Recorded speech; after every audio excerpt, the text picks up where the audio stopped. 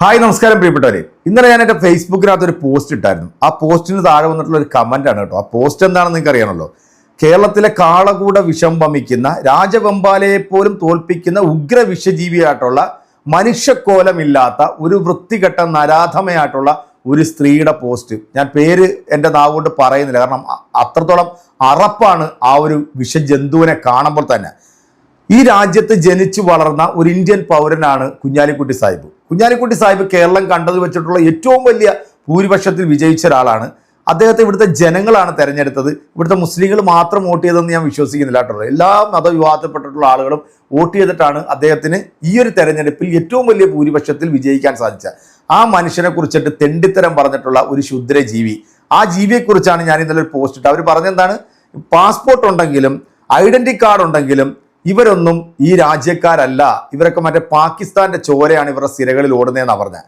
ഞങ്ങളുടെയൊക്കെ സിരകളിൽ ഓടുന്ന രക്തത്തിന്റെ ക്വാളിറ്റി നിനക്കൊന്നും അളക്കാനോ ചിന്തിക്കാനോ പറ്റില്ല. കാരണം ഞങ്ങളുടെയൊക്കെ പൂർവികന്മാർ നെഞ്ചു വിരിച്ച് ഈ രാജ്യത്തെ സംഘപരിവാറിനെയും ബ്രിട്ടീഷുകാരെയും പൊരുതി തോപ്പിച്ച് നേടിത്തന്ന സ്വാതന്ത്ര്യ സമര സേനാനികളുടെ പിന്മുറക്കാരാണ്. അതുകൊണ്ട് ഞങ്ങളുടെ രക്തത്തിന്റെ ശുദ്ധി അളക്കാനൊന്നും നീയൊന്നും ആയിട്ടില്ല. ഇതൊക്കെ രക്തത്തിന്റെ ഗുണം പറയുകയാണെന്നുണ്ടെങ്കിൽ ഈ രാജ്യത്ത് വന്ന് നമ്മുടെ രാജ്യത്തിന്റെ പൗരന്മാരെ കൊല്ലുകയും ഇവിടുത്തെ സമ്പത്ത് മുഴുവൻ കൊള്ളയടിച്ച് വിദേശ രാജ്യത്തേക്ക് കൊണ്ടുപോയ ബ്രിട്ടീഷ് നാറികളുടെ ആസനം താങ്ങി അവന്റെ ഷൂവും അവന്റെ എവിടം വരെ നക്കാവോ അത് മുഴുവൻ നക്കി ഈ രാജ്യത്തെ ജനങ്ങളെ ഒറ്റുകൊടുത്ത രാജ്യദ്രോഹിയുടെ രക്തമാണ് നിന്റെ സിരകളിൽ ഓടുന്നത്. അതുകൊണ്ട് നിനക്കൊക്കെ അത് പറയാൻ സാധിക്കും. അപ്പൊ ഈ ഒരു പോസ്റ്റ് ഇട്ടപ്പോൾ സ്വന്തം ഐഡിയിൽ വന്ന് എന്നെ തെറി വിളിക്കാൻ കഴിവില്ലാത്ത ഏതോ സംഖ്യ നാറി അവൻ വന്നിട്ടൊരു പോസ്റ്റ് ഇട്ടിട്ടുണ്ട്. അതിങ്ങനെയാണ്, ശ്രീകുമാർ മുല്ലക്കര എന്നാണ് അവന്റെ പേര്.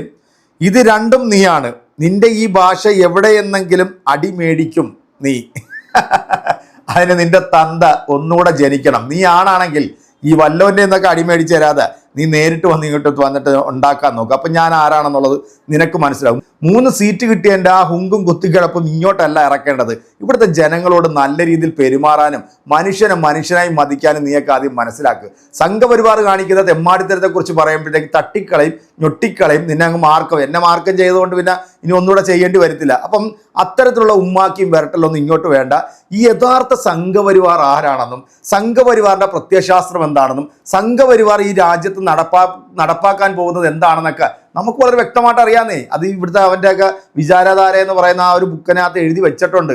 ഇത് കൃത്യമായിട്ട് പറയുന്ന ഒരു സഹോദരൻ്റെ ഒരു വീഡിയോ ഉണ്ട്. ഞാനിതൊന്ന് ഓർമ്മപ്പെടുത്തുന്നു എന്ന് മാത്രമേ ഉള്ളൂ. എൻ്റെ പ്രിയപ്പെട്ട നല്ലവരായിട്ടുള്ള ജനങ്ങളെ നിങ്ങൾ മനസ്സിലാക്കുക.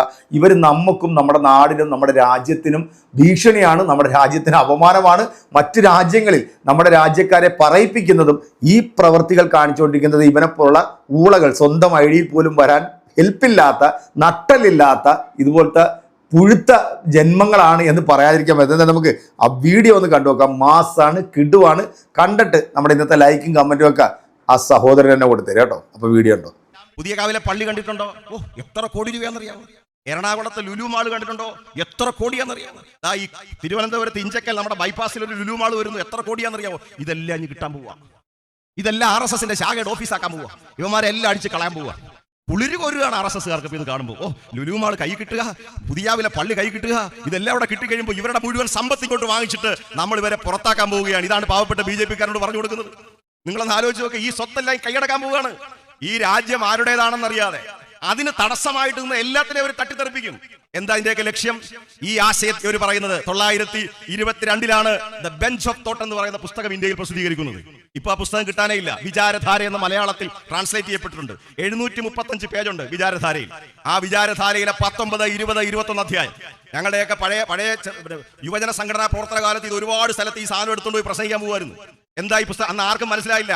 എല്ലാവരും നമ്മൾ വെറുതെ അതിശോക്തി പറയുന്നു എന്നാണ് പറഞ്ഞത്. ആ പുസ്തകത്തിൽ പറഞ്ഞിരിക്കുന്നത് ഇന്ത്യയിൽ 3 ശത്രുക്കളുണ്ട്. RSS 925 ഉണ്ടാവുന്നത്. RSSന്റെ സൈദ്ധാന്തിക ഗ്രന്ഥം 923 ഉണ്ടാവുന്നത്. ആ ഗ്രന്ഥം എഴുതിയ ആളിന്റെ പേരാണ് MS ഗോൾവക്കർ. അതിനുശേഷം അദ്ദേഹം എഴുതിയ പുസ്തകമാണ് we or our nationhood defines. നമ്മൾ അഥവാ നമ്മുടെ രാഷ്ട്രം നിർവചിക്കപ്പെടുന്നു. ആ പുസ്തകം വരെ 939. ഈ 2 പുസ്തകത്തിലും പറയുന്നത് എന്താ അറിയോ? ഇന്ത്യക്ക് 3 ശത്രുക്കളുണ്ട്. 1 മുസ്ലിം, 2 ക്രിസ്ത്യാനി, 3 കമ്മ്യൂണിസ്റ്റുകാർ. ഈ പുസ്തകത്തിന്റെ 47-ാമത്തെ പേജ് പറയുന്നുണ്ടെന്ന് ശ്രദ്ധിച്ചോ. വിദേശ വംശങ്ങളിൽപ്പെട്ട ആളുകൾ എന്ന് പറഞ്ഞാൽ ആരാ? വിദേശ ആശയങ്ങൾ. മുസ്ലിം വിദേശിയുമാണ്, ക്രിസ്ത്യാനി വിദേശീയമാണ്, കമ്മ്യൂണിസ്റ്റ് ആശയങ്ങൾ വിദേശീയമാണ്. അവർ ഹിന്ദുക്കളുടെ ഭാഷയെയും സംസ്കാരത്തെയും കളങ്കപ്പെടുത്തുന്നവരാണ്. ആ പുസ്തകത്തിൽ എഴുതി വെച്ചിരിക്കുകയാണ്. ഹിന്ദു രാഷ്ട്രം മഹത്വവൽക്കരിക്കുക എന്ന ജോലി അവർ ഏറ്റെടുക്കണം. അങ്ങനെ ചെയ്തില്ലെങ്കിൽ അവർ ഹിന്ദു വംശത്തിൽ ലയിക്കണം. അങ്ങനെയും ചെയ്തില്ലെങ്കിൽ അവർ ഒന്നും തന്നെ അവകാശപ്പെടാനില്ലാത്ത, പ്രത്യേക പരിഗണന അർഹിക്കാത്ത, അവസാനത്തെ വാക്ക് കേട്ടോ, പൗരത്വം പോലും നിഷേധിക്കപ്പെടുന്നവരായിരിക്കും. 923 എഴുതി വെച്ച സാധനമായത്. പൗരത്വം പോലും നിഷേധിക്കപ്പെടുന്ന ഒരുവരായിട്ട് അവർ മാറും എന്ന് അന്ന് എഴുതി വെച്ചതാ. അത് നടപ്പിലാക്കാൻ വേണ്ടിയിട്ടാണ് നമ്മുടെ രാജ്യത്തെ കോർപ്പറേറ്റുകളും RSSും കൂടെ ഒരുമിച്ച് ചേർന്നുകൊണ്ട് ഈ നിയമം കൊണ്ടുവന്നിരിക്കുന്നത്. 1948 ജനുവരി 30 ഗാന്ധിജി മരിക്കുമ്പോൾ ഇന്ത്യ സ്വതന്ത്രമായിട്ട് എത്ര നാൾ കഴിഞ്ഞ്? സെപ്റ്റംബർ, ഒക്ടോബർ, നവംബർ, ഡിസംബർ, ജനുവരി, 5 മാസം ഇന്ത്യയിൽ ആ മനുഷ്യൻ താമസിക്കാൻ സമ്മതിച്ചില്ല. 80ാമത്തെ വയസ്സിൽ എല്ലിച്ച ശരീരം, 4 വെടിയുണ്ടകൾ കേറ്റ് കയ്യിൽ പിടിച്ചിരുന്ന ഭഗവത്ഗീത നെഞ്ചോട് ചേർത്ത് ചോരയൊഴുകി കിടന്നിരുന്ന ആ മഹാത്മാഗാന്ധിജിയെ വെടിവെച്ചു കൊന്ന കേസിലെ 6ാമത്തെ പ്രതിയാണ് BJP പാർലമെന്റിൽ കൊണ്ടുവന്ന് നമ്മുടെ BR അംബേദ്കറിന്റെ എതിരായിട്ട് സ്ഥാപിച്ചിരിക്കുന്ന ചിത്രമുണ്ടല്ലോ പാർലമെന്റിന്റെ സെൻട്രൽ ഹാളിൽ. ആ ചിത്രം വെച്ചിരിക്കുന്നത് സാക്ഷാൽ VD സവർക്കറിന്റേതാണ്. ആ ചിത്രത്തിന്റെ മറുപുറത്താണ് പാർലമെന്റ് സെൻട്രൽ ഹാളിൽ മഹാത്മജിയുടെ ചിത്രം ഇരിക്കുന്നത്. മഹാത്മജിയെ വെടിവെച്ച കൊന്നാൾ ബുദ്ധന്റെ അഹിംസയും സാക്ഷാൽ കൃഷ്ണനാം ഭഗവാന്റെ നയതന്ത്രജ്ഞതയും രന്തിദേവന്റെ ദയാവായ്പും മുഹമ്മദിൻ സ്ഥൈര്യവും ക്രിസ്തുദേവന്റെ പരിത്യാഗശീലവും ചേർന്നൊത്തു കാണണമെങ്കിൽ ചെല്ലുവിൻ ഭവാൻമാരൻ ഗുരുവിൻ നികിടത്തിൽ, അല്ലായെങ്കിൽ അവിടുത്തെ ചരിത്രം വായ്പിനെന്ന് വള്ളത്തോളിനാൽ വിശേഷിപ്പിക്കപ്പെട്ട ഈ നൂറ്റാണ്ടിൽ ജീവിക്കുന്ന തലമുറ, അടുത്ത നൂറ്റാണ്ടിൽ ജീവിക്കുന്ന തലമുറ ഇങ്ങനെ മജ്ജയും മാംസവുമായിട്ട് ഒരു മനുഷ്യൻ നടന്നു പോയിട്ടുണ്ടോ എന്ന് സംശയിക്കുമെന്ന് ആരെക്കുറിച്ച് പറഞ്ഞോ ആ മഹാത്മജിയുടെ നെഞ്ചിലേക്ക് വെടിയുണ്ട വായിച്ചിട്ട് ഒറ്റ കാരണത്താലാണ് ഗാന്ധിജിയെ അവർ കൊല്ലുന്നത്. ഞാൻ ഇന്ന് കണ്ട ഒരു പോസ്റ്റർ, അവരുടെ ഒരു നേതാവ് ജാഥ നടത്തിന്റെ പോസ്റ്റർ ഞാൻ കണ്ടിട്ട് ചിരിച്ചുപോയി. ഗാന്ധി സങ്കല്പ യാത്ര, BJPയുടെ യാത്രയുടെ പേരാ ഗാന്ധി സങ്കല്പ യാത്ര. ഗാന്ധിജിയുടെ ആശയം ഉൾക്കൊണ്ടുകൊണ്ട് അവർ സങ്കല്പയാത്ര നടത്തുകയാണ്. ആ ഗാന്ധിജിയെ വെടിവെച്ച് കൊല്ലാനുള്ള കാരണം എന്താണ്? ഒറ്റ മുദ്രാവാക്യമാണ്, ഈശ്വർ അല്ലാ തേരേ നാം. നിങ്ങൾ സ്വാതന്ത്ര്യ സമരത്തിൽ ഹിന്ദുക്കളും മുസ്ലിങ്ങളും തമ്മിൽ എന്തിനാ തർക്കിക്കുന്നത്? ഒരാൾ പറയുന്നു രാമനാ ദൈവം, വേറൊരാൾ പറയുന്നു റഹീമാ ദൈവം. അപ്പൊ മഹാത്മാഗാന്ധിജി പറഞ്ഞു ഈശ്വരു അല്ലാ തേരേ നാം. ഇത് പറഞ്ഞതിനാണ് ഗാന്ധിജിയെ വെടിവെച്ച് കൊല്ലുന്നത്. പിന്നെ അദ്ദേഹം പാകിസ്ഥാനും ഇന്ത്യയുമായി വിഭജിക്കപ്പെട്ടപ്പോൾ പാകിസ്ഥാൻ ഒരു 40 കോടി രൂപ ബാലൻസ് അങ്ങോട്ട് കൊടുക്കാനുണ്ട്. ഇന്നത്തെ ഒരു 400-4000 കോടിയായിരിക്കും. ഗാന്ധിജി പറഞ്ഞു, നെഹ്റുവിനോട് പറഞ്ഞു പൈസ കൊടുക്കാൻ പറഞ്ഞു. ക്യാബിനറ്റ് കൂടിയിട്ട് കൊടുക്കുന്നതിൽ മടി കാണിച്ചു. ഗാന്ധിജി പറഞ്ഞു പൈസ കൊടുക്കാൻ പറഞ്ഞു, കൊടുത്തില്ല. അപ്പൊ എന്ത് ചെയ്തു? ഗാന്ധിജി പോയി നിരാഹാര സത്യാഗ്രഹം കിടന്നു. ഈ മനുഷ്യൻ അവസാനമായിട്ട് നിരാഹാര സത്യാഗ്രഹം കിടന്നത് പാകിസ്ഥാനിലെ ജനങ്ങൾക്ക് കൊടുക്കാനുള്ള പണം കൊടുക്കാൻ വേണ്ടിയാ. ഇന്ത്യ ഗവൺമെന്റ് പിന്നീട് പൈസ കൊടുത്തു. ആ മഹാത്മജി ജീവിച്ചിരുന്നാൽ ഇന്ത്യ ഹിന്ദു രാഷ്ട്രമാക്കി മാറ്റാൻ പറ്റത്തില്ല. അതുകൊണ്ട് ഹിന്ദുക്കളെ കൊല്ലുക. മുസ്ലിംകൾ ജീവിച്ചിരുന്നാൽ പറ്റില്ല, ക്രിസ്ത്യാനി ജീവിച്ചിരുന്നാൽ പറ്റില്ല, കമ്മ്യൂണിസ്റ്റുകാരൻ ജീവിച്ചിരുന്നാൽ പറ്റില്ല. അതുകൊണ്ടാണ് പിണറായിയുടെ തലയ്ക്ക് 3 കോടി രൂപ പ്രഖ്യാപിച്ചത്. ഇങ്ങനെയാണ് ചെയ്തുകൊണ്ടിരിക്കുന്നത്. അതുകൊണ്ട് ചെറിയ കാര്യമൊന്നുമല്ല. അപ്പൊ ചിലർ കരുതും മുസ്ലിങ്ങൾക്കല്ലേ ഉള്ള പ്രശ്നം, ക്രിസ്ത്യാനികൾക്കല്ലേ ഉള്ള പ്രശ്നം. അതിനാണ് ജർമ്മൻ കവി, ഒരു പാസ്റ്ററായിരുന്നു നെപ്പളർ, ഒരു കവിത എഴുതിയിട്ടുണ്ട്. വലിയ കവിത ഒന്നുമല്ല, പുള്ളി ഒറ്റ കാര്യം പറഞ്ഞുള്ളൂ. ആദ്യം അവർ ജൂതന്മാരെ തിരക്കി വന്നു. ഞാനൊന്നും മിണ്ടിയില്ല, കാരണം ജൂതന്മാരെ തിരക്കി വന്നതിന് ഞാൻ ഇതിന്റെ വേളുണ്ടായി. രണ്ടാമത് അവർ മുസ്ലിങ്ങളെ തിരക്കി വന്നു.